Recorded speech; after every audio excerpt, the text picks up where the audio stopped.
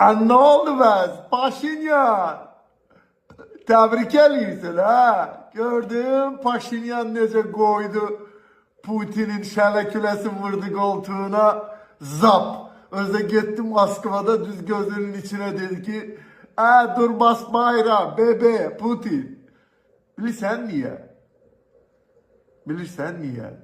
Çünkü Paşinyan'ı halkı seçip ve halkı arkasında durup.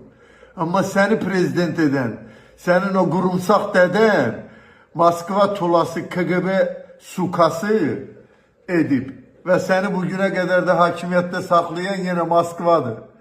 Sen Paşinyan edeni edebilmezsen. Derdin ne oldu bəs Paşinyan? İndi tebrik eləyirsən.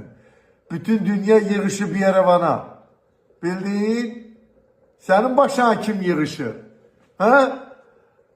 Kim? Nazarbayev, Guzarbayev, Lukashenko, Pukashenko, Putin gelir evinin içinde arvadının kabağında Cumhurbaşkanının kabağın göbeğine kadar açır, haça paçada oturur divanın o biri tarafında. Sen de Mehri Hoş Nene ile İlhoz Kalkozoviç başınızı salıp aşağı Putin'in karnına bakırsınız. Çünkü hakimiyetinizi başınıza uçurar. Bunu bil.